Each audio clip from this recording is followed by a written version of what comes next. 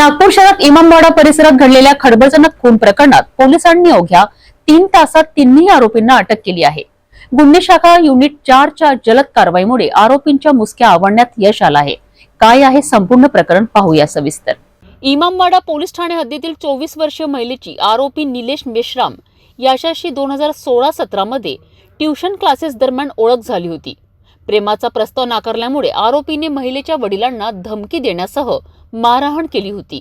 25 मार्चला महिलेच्या घरी गाडीची तोडफोड आणि दगडफेक करण्यात आली।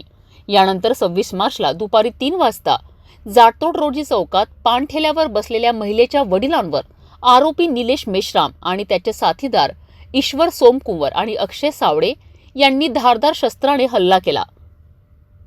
गंभीर जखमी अवस्थेत मेडिकल हॉस्पिटलमध्ये दाखल केल्यानंतर डॉक्टरांनी त्यांना मृत घोषित केलाय।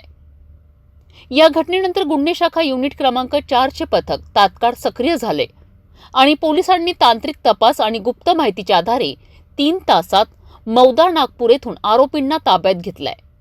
आरोपींनी गुन्ह्याची कबुली दिली आहे। पोलीस आयुक्त रवींद्र कुमार सिंगल यांच्या मार्गदर्शनाखाली ही यशस्वी कारवाई करण्यात आली। पुढील तपास इमामवाडा पोलीस करीत आहेत।